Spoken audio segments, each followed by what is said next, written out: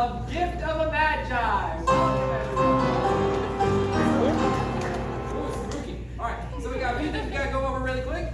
The exit, if you need to leave the theater for any reason, you head right back out the way you came. You see over there with the little wavy thingy?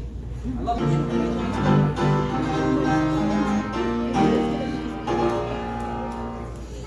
Into the snow and one horse open sleigh, for the fields we go, laughing all the way. Making spirits high, what time it is to laugh and sing a sleigh song tonight. Oh, jingle bells, jingle bells, jingle all the way. Oh, what fun it is to ride in a one-horse open sleigh. Hey, jingle bells, jingle bells, jingle all the way. Oh, what fun it is to ride in a one-horse.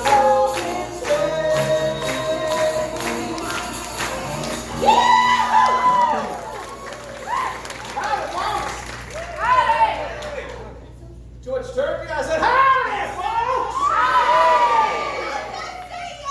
And Merry Christmas! Hi, my name's Parkinson, and this enthusiastic one here, that's my brother Jack. Nice to meet you. And over there, that's our sister Deuce. See, We are the Parkinsons, part-time grandfather, part-time storytellers. Welcome to the town of Calico. The year is 1885. and the day is Christmas Eve, so there is no time to waste. Gotta get everything ready. I'm thinking some sarsaparilla, kind of mix it up with some hot cocoa. What? Wait, it's gonna be fantastic. We have just enough time to tell me old Chris Kringle makes his run. Yes, thank you. Now, my friends, you may not know this, but Christmas as we know it almost wasn't. That's right. Not too long ago, folks were about ready to let the whole holiday fade away. Like the cat of was. Then a child named Charles Dickens wrote a Christmas carol, and it reminded everybody about the true meaning of the holidays and the warmth between the ones we love. Now, that was 40 years ago, and now Christmas is the best time of the year. And speaking of being with the ones we love, we take you now to a tattered cabin, rented for $8 a month on the outskirts of town, just past the Grizzly Creek Rapids. Now, it's the home with the wreath on the door and the patchwork stocking hung by the hearth. The home of Jim and Della Dillingham. Now, you could read that on the mailbox, but the letters have been lost to the elements, and there ain't enough money to repair it. A small extravagance purchased from the carver when Jim's paycheck was a solid $30 a week. Now that his weekly allotment has dropped to $20, it seems that the letters were contracted from Dillingham to a more modest and unassuming Dick. It looks like Della's sending Jim off to work, but they will have Christmas morning together, and that's what's important. Have a quick day at work. Tomorrow's gonna be wonderful. Thanks, Della. Love you. Love you. Oh, boysenberry pie. Oh, boy. Jim's got a long day at the assay office. Weighing work gold for others when your pockets are empty is tough work. Jim's a hard worker, and tomorrow is Christmas. It's beginning to look a lot like Christmas. Everywhere we go, take a look at the 5 and 10, glistening once again. The candy canes and silver rings aglow.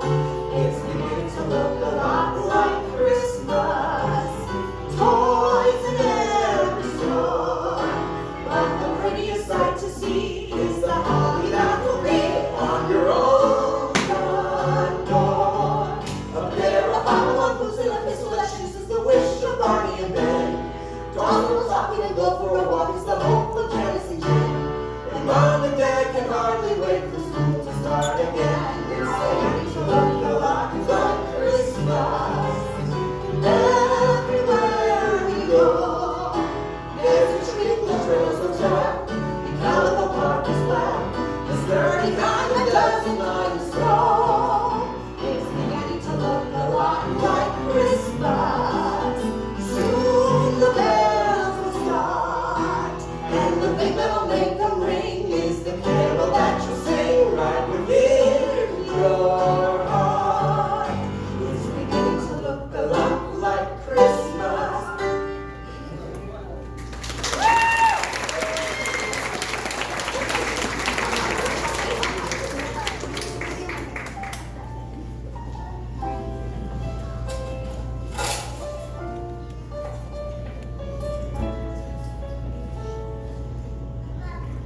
$1.87. $1.87. That's not a lot of money. Yeah, most of that is some pennies. Have you saved one and two at a time by haggling with Mr. Knott at the general store and old Bud Hurlbut at the butcher shop? Every visit since Founder's Day. Della's cheeks burned with embarrassment for having to keep such a close watch on her purse strings. $1.87. That's not much to buy a Christmas gift with. What can I buy with $1.87 for Jim? My dear Jim, who works so hard for us. Now, there were two possessions of the Dillinghams in which they took mighty pride. The first was Jim's oak-handled Colt single-action Army pistols. A gift from his father when he married. The other was Della's hair. Had Cameo paid herself lived across the rapids, Della would have washed her hair in the water just to see old Kate turn green with envy. And Wyatt Earp himself would have turned and headed home having seen Jim's oak-handled Colts, such fine specimens of Colt ingenuity as they were. Now, Della knew she had to buy something fine and rare, something just a little bit worthy of the honor of being used by Jim. But with only $1.87, there's not much to choose from. Unless, without giving time to second guess herself, Della raced into town, and she headed straight to Madame Del Mundo's establishment, located just above the grist mill. Hi, it's me, Deuce. Hello. Oh, thank you, Kai. Thank you. Just Kai. Deuce, yes, everyone loves you. But right now, you are supposed to be a Madame Del Mundo. Do you remember that? Yes, I can do that. Yeah, could you do that for us right Yes, now? okay, yes. Yeah. You got this. You're gonna count me off. A 1, Thank you. a 2, a 3. Thank you. Happy Thanksgiving. Now, Della, she ran up those regular stairs, collected herself, and Madame Del Mundo? Yes. Will you buy my hair? I buy hair. Take off your bonnet and let's have a side of the room so we see. That's pretty good. Yeah. $20. $20? Yeah. $20 for a lifetime. For Jim. Give it to me quick before I change my mind. the next 2 hours flew by faster than a June bug in a tornado. Now Della tore through the general store, the blacksmith shop, and didn't find anything worthy of Jim until she entered Potts and Coulter's trading post. Can we try that one again? Potts and Coulter's trading post. Jingle bells, Batman spells, I don't know who that is. Welcome back. How you doing? Good, I was in the back just enjoying myself. We found this. Well, do you know what that's for? It's for the show, right? That's right. Do you know when we're doing that show? Right now. We're doing that show right now, and I need you to go over there, and I need you to show that over there, right now. Thank you. Potts and Coulter's trading post. There. Surely it was made for Jim and no one else. There was nothing like it in any of the other stores. It was a hand-tooled leather belt with double holsters. Perfect to hold 2 oak-handled Colt single-action Army pistols. It was simple, yet elegant, proclaiming its value and substance alone, and not highfalutin ornamentation. The perfect gift for Jim. But how much? $21. Now, Della thought about all the scrimping and the sacrifice it took to get a $21.87 in her purse, and she didn't hesitate. I'll take it. Nothing was too good for her, Jim. Her purse may be almost empty, but her heart was overflowing with the idea of presenting him with this gun belt, just perfect enough for Jim's precious pistols. Get going before Jim gets home. What are you doing? Sorry about that. Away in a manger, no bread for a man, the little Lord Jesus laid down his sweet hand. The stars in the bright sky look down where he lay. The little Lord Jesus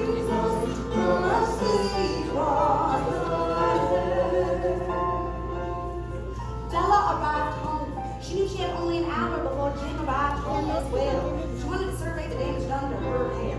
Now, normally this is the part where we would butt in and tell y'all how Della was feeling, but this is the best part, so just sit tight.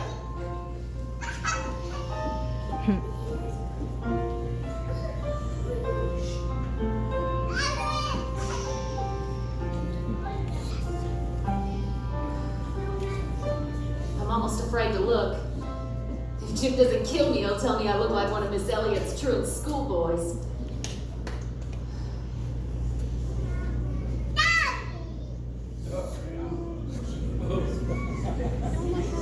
Della dear, I thought I heard you come in. Jim, you're home already. Yeah, I had some business to attend to here.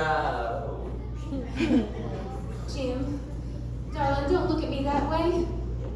I had my hair cut and sold it because I couldn't have lived through Christmas without giving you a present. It'll grow out again. You won't mind, will you? I just had to do it. My hair grows awfully fast. Say Merry Christmas, Jim, and let's be happy.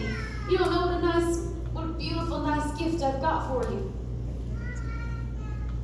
You cut off your hair. Cut it off and sold it to Madame Deluca. Don't you like me just as well anyhow? I'm me without my hair, ain't I? You say your hair is gone. You needn't look for it. It's sold, I tell you. Sold and gone. All for you, dear. A sacrifice I made without hesitation because of my love for you, Jim. My dearest Jim.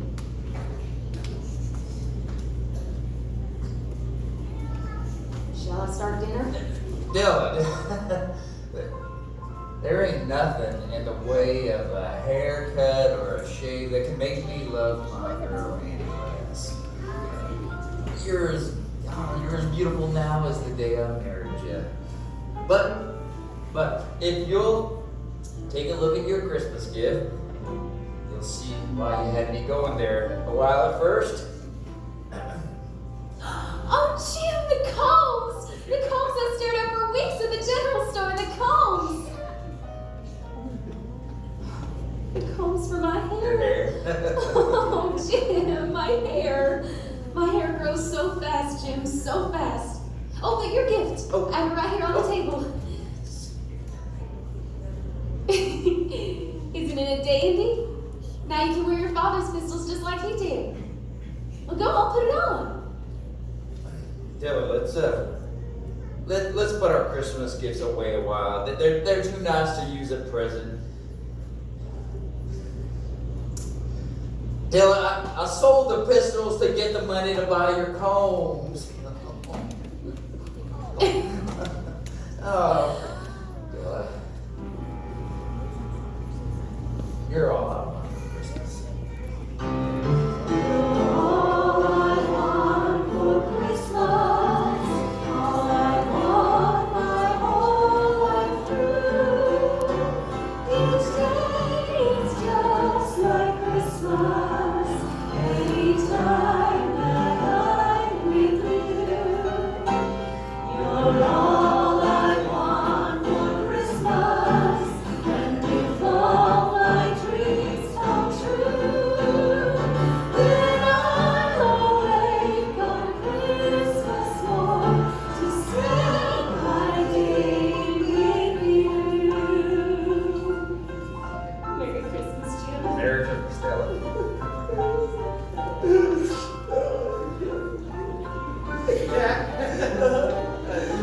Quit your blubbering, you got a pocket set.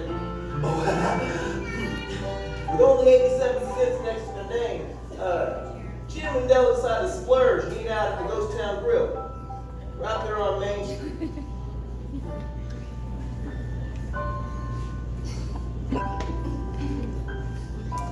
They passed the windmill, Baldy's place, and the blacksmith, and were just about to enter the grill again. Donations for the poor! Donations for the poor! Help Calico's less fortunate this holiday season! It's only 87 cents. Your coins will provide a needy orphan with a bright Christmas. Merry Christmas, you young folk. Merry Christmas. It's those who know what it's like to be poor who give the most. Donations